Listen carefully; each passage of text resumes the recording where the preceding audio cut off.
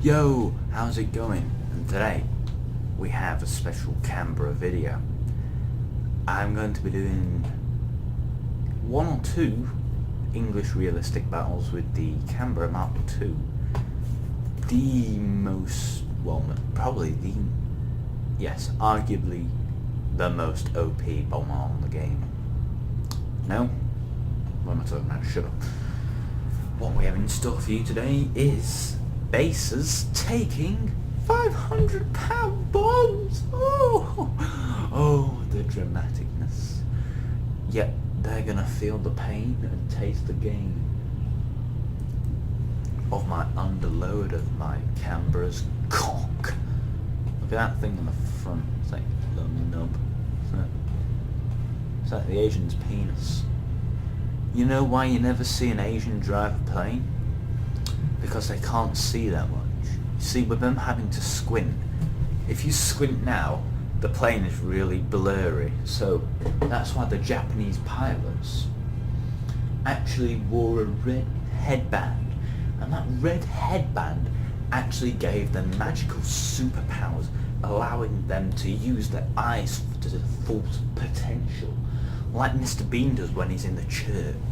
You know, when he's trying to stay awake. That's what the Japanese were allowed to do after that. See, when they, yeah, that's why you never see an Asian tank driver, and that's why all the Japanese tanks are so rare, and are rare today. Oh shit, I've done the wrong thing. Not a fucking arcade. Bollocks. Yeah, the, the Japanese tank drivers, they were blind. They couldn't see anything. So, fucking 7 minutes. Wow, I'm gonna have to edit all this bastard thing out. Yeah. So, I'm just gonna fucking edit most of this video when it comes out.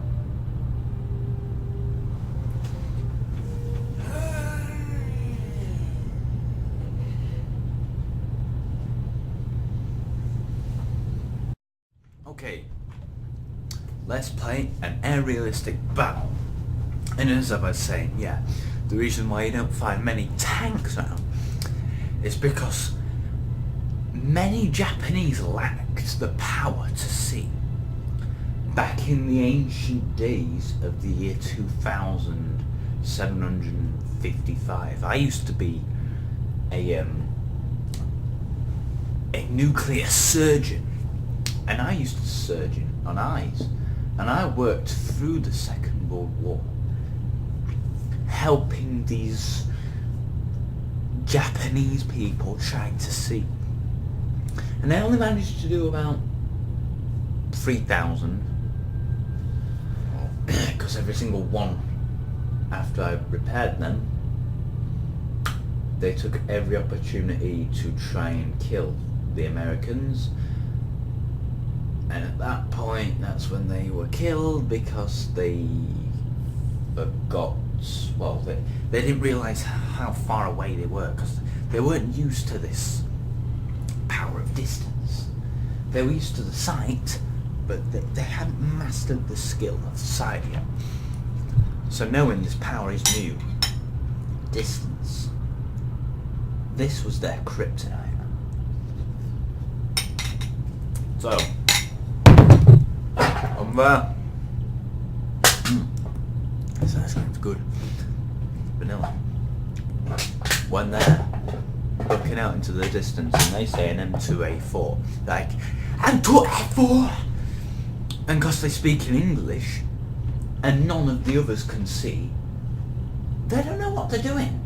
So the crew are looking all over the place, you know, where is the M2A4? And they think this is a teammate. So they're like, oh yeah, it is friendly tank. And then they get blown up.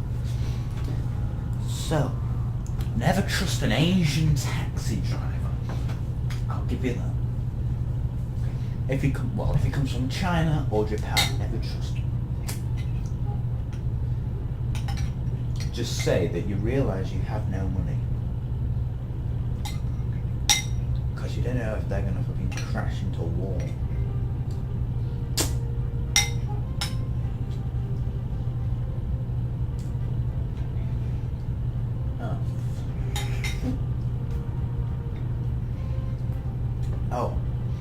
must say, the Canberra is actually worth buying as well. It's amazing fun. I've actually enjoyed playing bombers, only the jet bombers are the ones worth buying. So buy a jet bomber, preferably the Canberra or the IL-28. Arado Stairway, it only has 3 £250 bombs. 3 £250? What? You're going to be having a laugh, mate. 3 £250 bombs are not going to do anything. And the fact that it's also slower, it's the worst jet bomber. Easily the worst jet bomber. The Cannonball and the IL-28 are the best.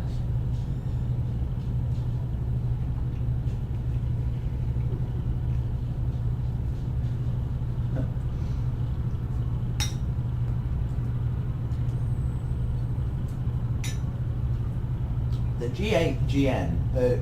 GN1 is very good, but obviously it's Japanese. You can never trust your pilot. That's why you can never see the enemy aircraft until they go over you or get a kilometre away. So if you see a little black dot buzzing around, get your gunner to try and open his eyes. He'll just be raising his eyebrows. Tell him, fire there, 1 kilometre. And again, he's a retard, he's speaking in English. So the crew start spinning around, you know, the top and bottom gunners. They just spin around, firing the 20 mils all over the place.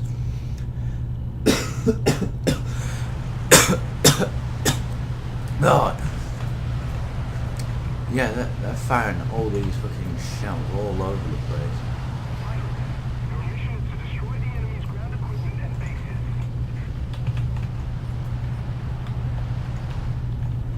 And these fucking people get to the bastards. And they shoot them down. And then the pilot questions the remaining crew. What the fuck were you doing? Are you retarded? So the Asian crew don't answer, obviously, because they can't understand, and they just look at him. Now they dip their mouth.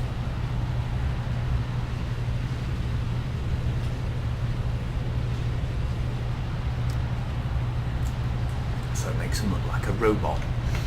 You know, all Asians are robots. Let's not doubt it. You can never trust them as well. You don't know what they're going to do.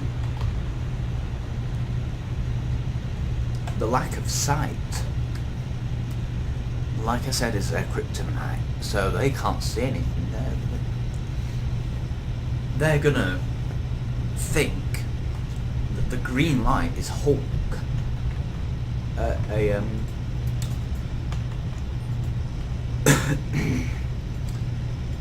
Bloody thingy, they're gonna say, green light, it's Hawk, because they can't pronounce anything, right? It's Hawk. And since none of the other people have seen it, the film, oh shit, bastards, the 3 of them.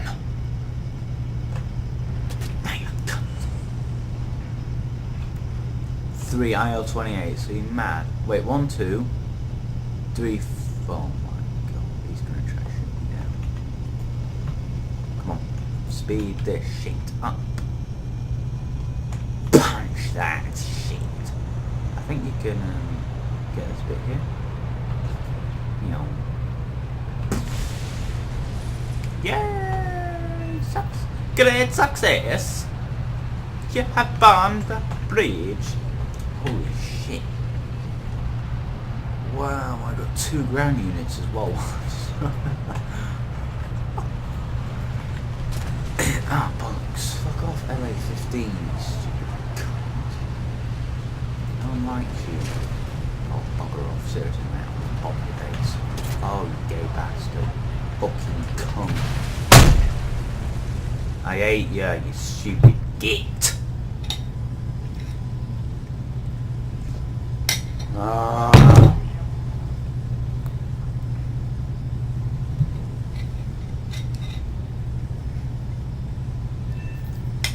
One of my mate's teachers at school was attacked by a drunk Russian bloke from a tree.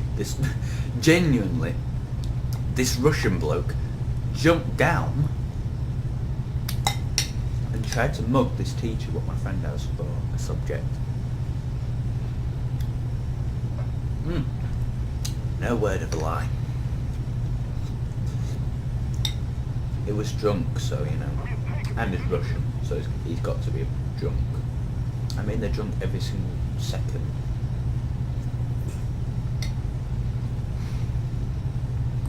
That's why you never see them suffer from hangovers.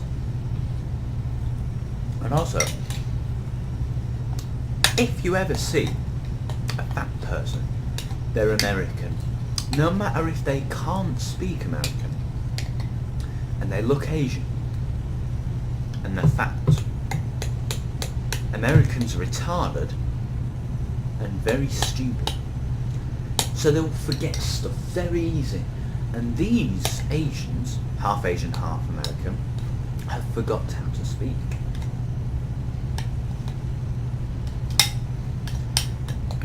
American, so they start speaking the normal language.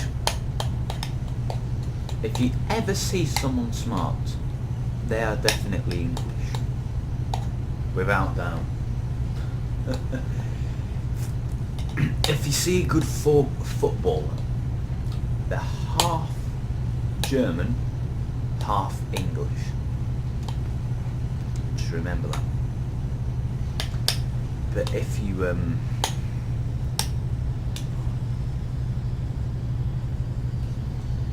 I don't know. Oh yeah, I'll tell you about my job in the power plant and my past jobs that I had. So, my very first job was working in a blacksmith's in 1952. I was a blacksmith assistant. So, not 1952, 1252, sorry. So I'm there. The main smith texts this. I like to call him John Smith. We used to go for a beer every so often as well. And he takes his sword out of the white hot fire, coals, whatever. And I have my sledgehammer there ready. And he puts it, he sticks his hand over and says, hit it. So I hit it, I break his hand, I mould his hand to the sword, and we have a perfectly good sword. Yeah! My second job after I got fired from that and had to pay for his hospital bills, amputating his hand, and him then dying, blood loss. It was a minor loss anyway, but it was an arsehole. He'd never buy me a beer, so how would I? Didn't like him. Next thing, I was a taxi driver. I used to ride the horses around for the Romans in 256,000 AD, and these horses had jet engines at the sides. So not only could we get around, we got around it in style. It's fucking bullshit. That's the Cannonball without the cannons. Look at the American beef. Look, it's the Canberra. They copied our design. But anyway, in 256,000 AD, I was a like I said, a Roman taxi driver driving horses with jet engines. They got around in style. But unfortunately, I accidentally set off and I went to the moon and back. But the next job, I was a pilot, and I used to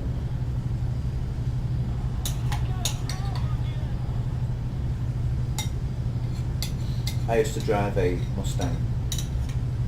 Yeah, I was a pilot, I drove a Mustang.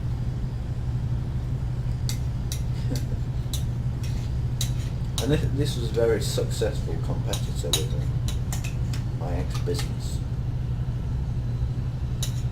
So me trying to earn money for both sides of the business.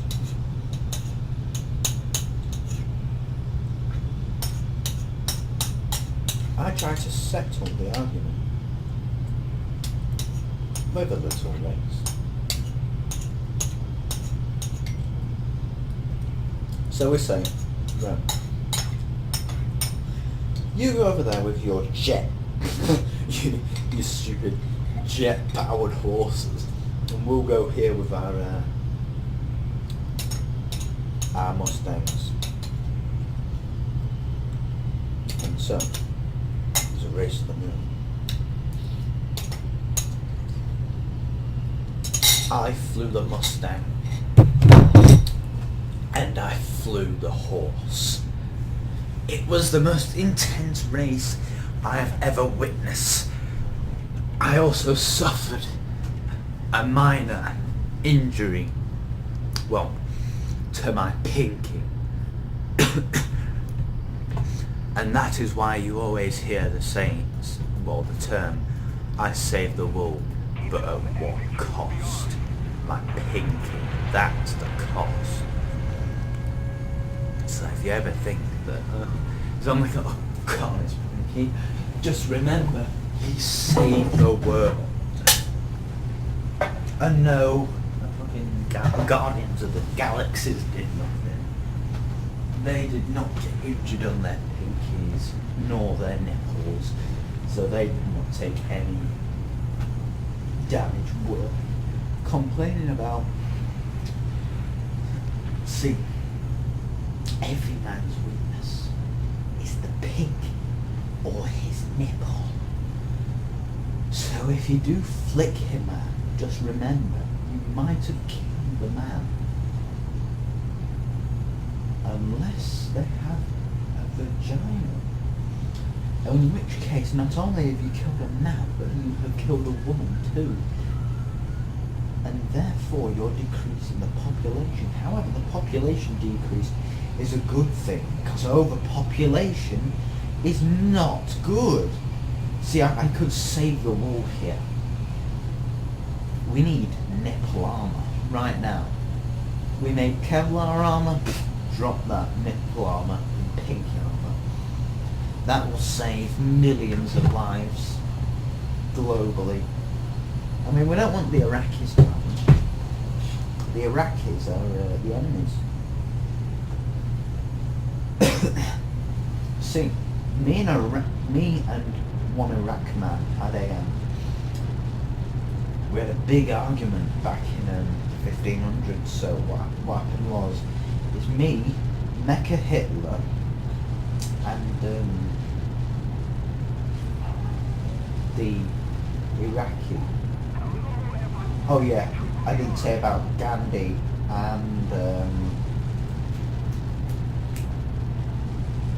Gandhi and the T-Rex. Gandhi had a flying T-Rex, if you didn't know. And so we all had a massive cage match. Why did Gandhi join? Why the fuck not? Is he not allowed to join or something? So yeah, we're having this huge cage match. And I hit Mecca Hitler and break my hand. So I almost died. Luckily I did not break my pinky, so I survived. Only briefly. If I'd have hit him about half an inch to the right, I would have not only died, but he would have then crushed my nipple and decreased my team's morale. So, falling back, there's this huge fucking war going on between these two idiots. I mean, soldiers, Hitler and Gandhi. And they're like, oh, we're not having none of this. And Gandhi's like, oh, well, it's a warmonger. I have to do this. I'm very sorry, but I have to. So me and fucking the Iraqi joined sides. Forget our past. You know, we dropped this argument what we had about 60,000 years ago, and we joined forces. And yes, we patter cake them. We not only do we smash them in a game of patter cake, but they're running scared. Optimus Prime pees his pants and dies in the corner of the ring. How? He sold a T-Rex. Kiss Gandhi. Dear God, that would make me die in a corner too. I'm also running a donation scheme as well, guys. If you want to donate to the Hitler Foundation, links in the description below.